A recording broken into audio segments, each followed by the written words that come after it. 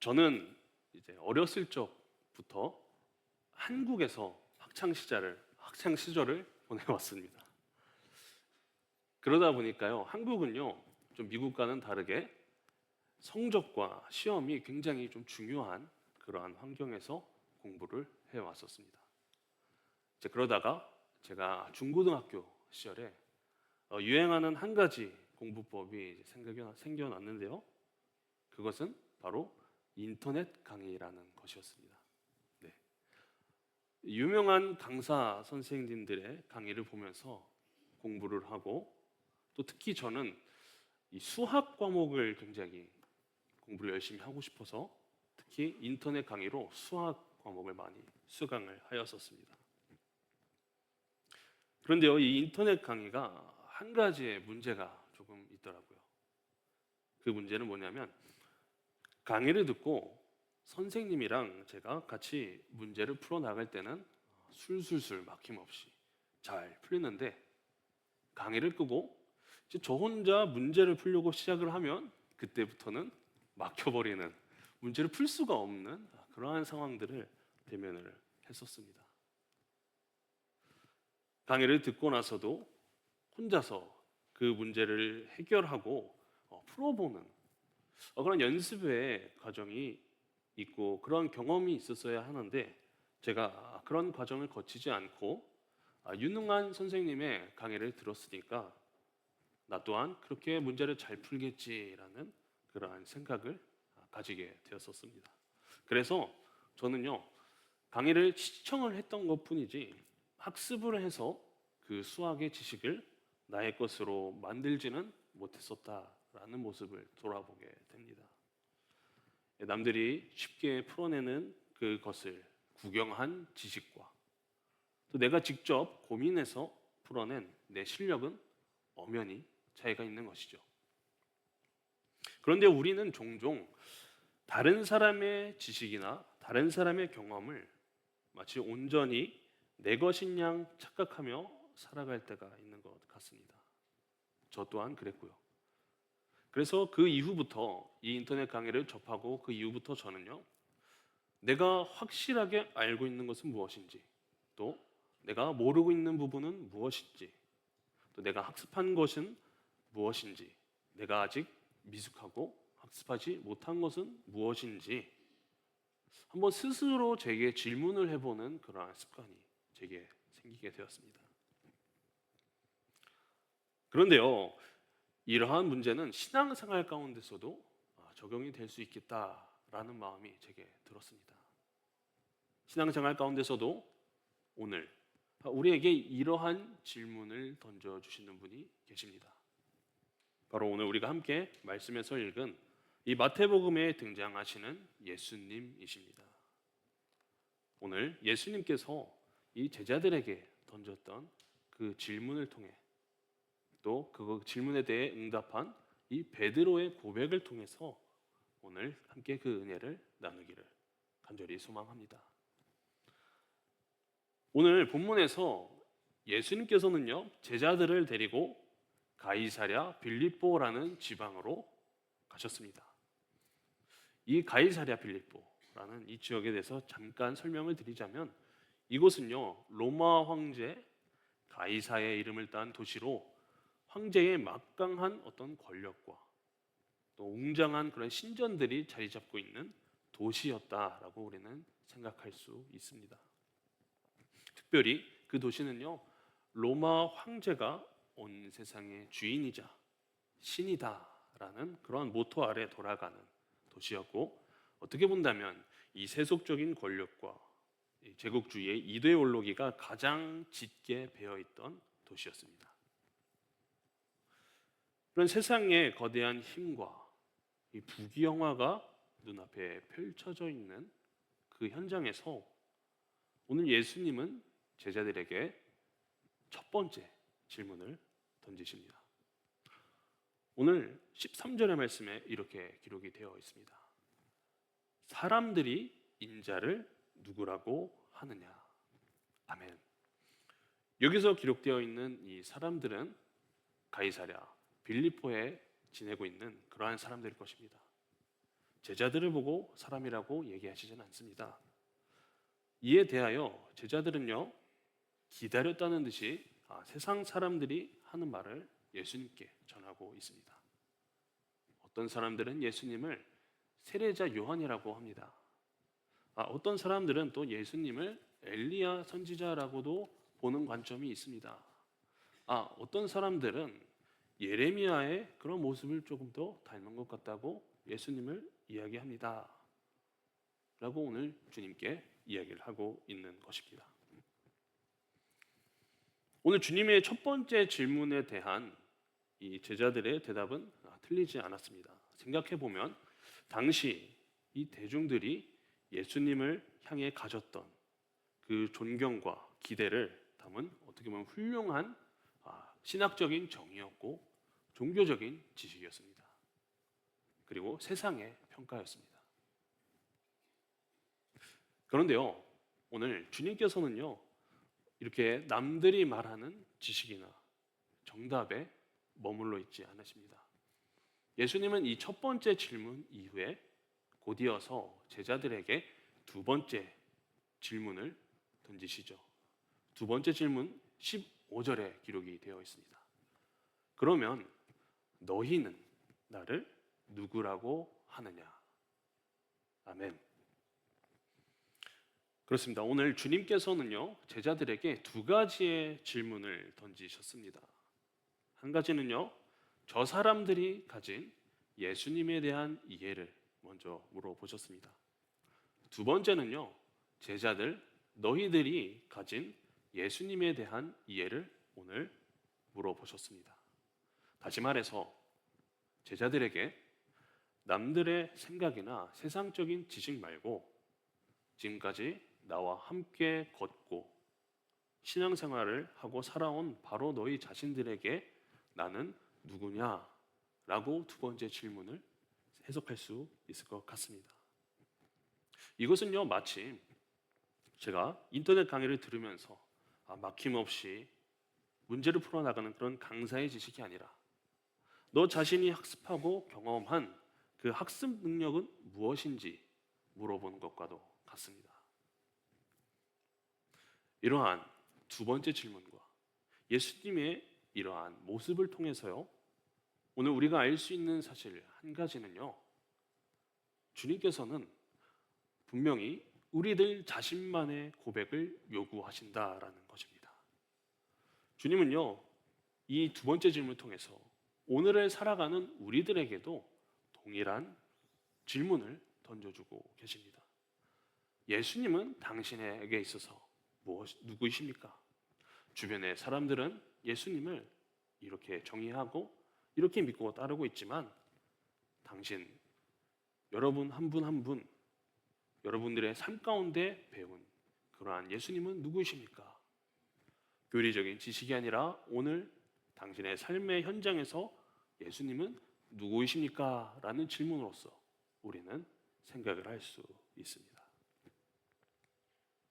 자, 이 두 질문 앞에 오늘 시몬 베드로가 망설임 없이 주님께 이렇게 고백을 합니다. 16절의 말씀에 이렇게 기록이 되어 있습니다.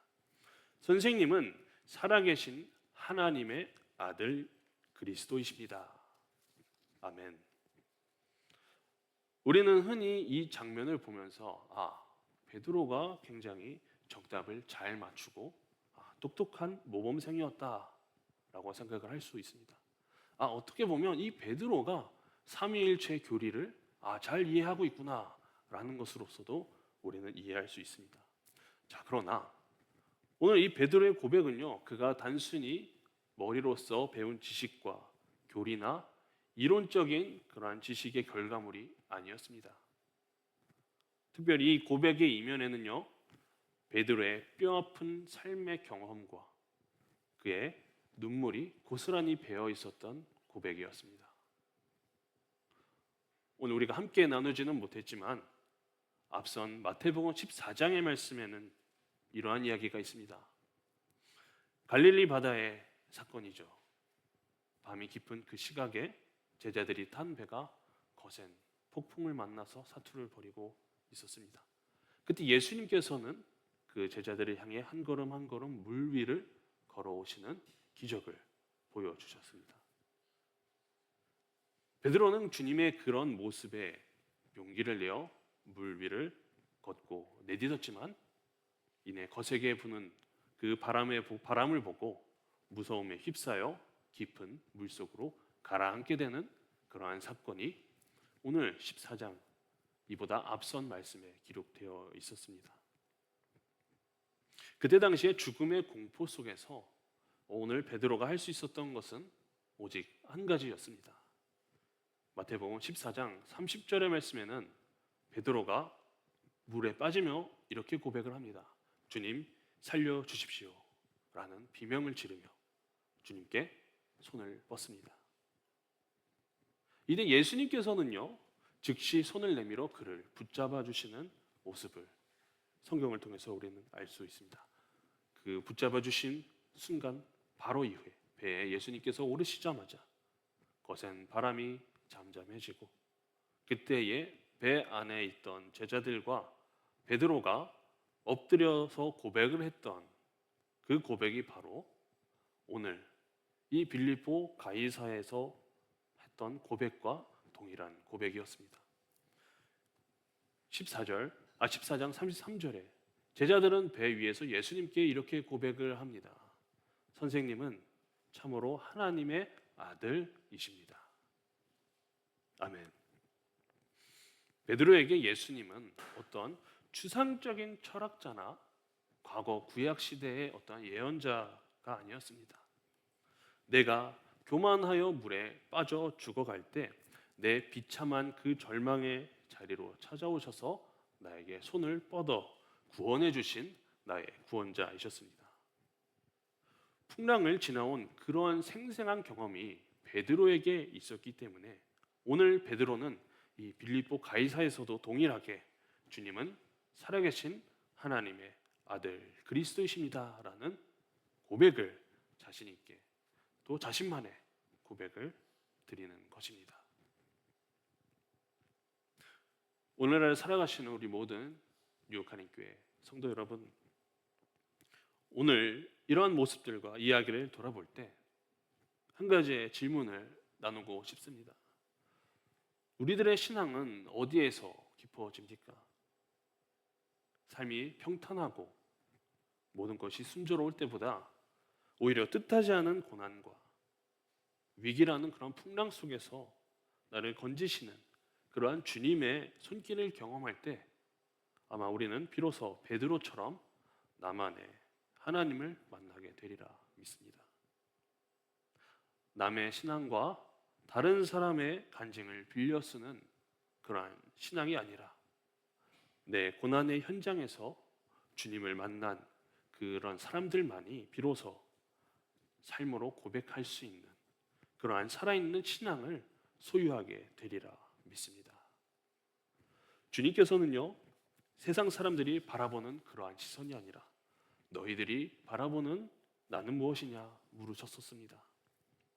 오늘날을 살아가시는 우리 사랑하는 모든 유혹하는 교회 성도 여러분들 가운데 우리들 또한 주님께서 물어보실 때 이러한 베드로와 같은 고백을 하실 수 있는 모든 유혹하는 교회 성도 여러분들이 되시기를 간절히 소망합니다. 이어서 17절의 말씀에서 주님은 또 이렇게 말씀하십니다. 마태복음 16장 17절의 말씀에 이렇게 기록이 되어 있습니다. 바요나 시몬아 너는 복이 있다. 너에게 이것을 알려주신 분은 사람이 아니라 하늘에 계신 내 아버지시다. 아멘. 오늘 이 베드로의 고백을 들으신 예수님께서는요 베드로를 따뜻하게 격려하시면서 놀라운 축복을 선언하고 계십니다. 주님은 이런 자신만의 고백을 가진 베드로에게 네가 참 복되도다 라고 선언해 주십니다. 이를 통하여 알 수 있는 한 가지 사실은요 성경이 말하는 복은 어쩌면 가장 큰 복은 내 삶의 자리에서 예수 그리스도를 인격적으로 알고 고백하는 것이 복이지 않을까 생각합니다. 어쩌면 세상은 남들보다 더 많은 것을 소유하고 더 높은 자리로 올라가라라는 것을 복으로 이야기하지만 오늘 주님의 말씀을 통해서 돌아본 나의 삶의 자리에서 돌아볼 때 예수 그리스도를 인격적으로 알고 고백하는 것, 그것이 바로 주님께서 주시는 복이다라고 오늘 선포해 주시고 계십니다. 그리고 더 나아가 주님께서는요, 매우 중요한 사실 한 가지를 또 짚어주고 계십니다. 이 고백은요, 베드로 자신의 인간적인 지혜나 경험이나 지식이나 통찰력으로서 깨달은 것이 아니라 하늘에 계신 내 아버지께서 알려주신 것, 곧 하나님의 전적인 은혜와 선물이다라는 사실인 것입니다. 베드로가 물에 빠졌던 그 순간을 한번 돌아보기를 원합니다. 자신의 힘과 수영 실력으로는 도무지 빠져나올 수 없었던 그 한계의 자리에서, 그 상황에서 하나님은 이 베드로의 영적인 눈을 열어서 건져주시는 그러한 예수님을 보게 하셨습니다. 어쩌면 우리들의 삶 또한 이와 다르지 않을 것 같습니다. 내 지혜와 내 능력이 무너지는 그러한 풍랑의 현장은요, 분명 주님께서 나와 함께 하신다면 그 자리는 나를 망하게 하는 자리가 아니라 내가 나의 은혜의 눈을 열어주셔서 예수 그리스도를 깊이 알게 하시는 은혜의 통로가 되리라 믿습니다. 그렇기 때문에 주님께서는요, 자신의 삶과 고난과 역경의 그러한 상황 속에서 다시 붙잡아 일으켜 주셨던 그 예수님을 향했던 그 간증과 고백이 복이 있다라고 선포해 주고 계십니다. 그리고 더불어 이 모든 과정과 그의 모든 고백을 하나님께서 베드로에게 깨닫게 하여 주셨기 때문에 이 또한 그에게 복이 있는 것입니다. 이러한 주님께 우리가 나의 삶을 고백하고 나의 삶 가운데 주님께서 일하시는 그러한 따뜻한 사랑을 경험하시는 복을 누리실 수 있는 모든 유혹하는 교회 성도 여러분들이 되시기를 진심으로 소망합니다. 그리고 예수님께서는요, 이러한 복된 베드로에게 또 한 가지 교회의 신비를 선포하고 계십니다. 오늘 16장 18절 마지막 말씀입니다. 제가 말씀을 봉독하겠습니다. 너는 베드로다. 나는 이 반석 위에다가 내 교회를 세우겠다. 죽음의 문들이 그것을 이기지 못할 것이다. 아멘. 우리가 흔히 생각하기에 이 교회라는 것이 건물이 될 수도 있고 어떠한 지역이 될 수도 있습니다. 그러나 주님이 세우시는 참된 교회는요, 어떤 웅장한 외적인 건물이나 화려한 제도로서 이루어지지 않습니다. 하나님 아버지의 은혜로 눈이 열려 저와 여러분들 각자의 삶의 풍랑 속에서 주님만이 나의 참된 구원자이십니다라는 그러한 고백 위에, 그러한 고백이라는 반석 위에 주님께서는 교회를 세우겠다 말씀하고 계십니다. 우리들의 삶 가운데, 여러분들의 삶 가운데 눈물로 고백하는 그러한 주님의 살아있는 신앙 고백이라는 반석 위에 주님께서는 교회를 세워가시겠다라고 오늘 약속해 주셨습니다. 다른 사람의 그러한 신앙을 흉내내는 것이 아니라, 그러한 피상적인 믿음에 머무는 것이 아니라 세상의 유혹이나 어떤 거센 시험 앞에서도 쉽게 흔들리지 않을 수 있는 그러한 주님과의 인격적인 만남을 소망하시며 또 그 은혜를 경험하심으로써 여러분들의 삶 속에서 고백하실 수 있는 베드로의 고백처럼 여러분들의 고백이 나타나시기를 간절히 소망합니다. 내 고난 속에서 직접 체득된 그러한 고백은 이 세상의 어떠한 어둠이나 죽음이나 외부의 안팎에도 결코 무너뜨릴 수 없음을 믿고 나아갑시다. 이러한 믿음을 가지시고 한 걸음 한 걸음 주님과 동행하며 나아가실 수 있는 우리 모든 유혹하니 교회 성도 여러분들이 되시기를 간절히 소망합니다. 말씀을 맺도록 하겠습니다. 오늘 주님께서는요, 화려하고 분주한 이러한 나의 삶 속에 그 한복판에 서 있는 우리들에게 조용히 물어보고 계십니다. 질문하고 계십니다. 사람들이 이야기하는 지식이나 다른 사람들의 신앙 고백이 아닌 오늘 내 삶의 현장에서 나는 누구인가?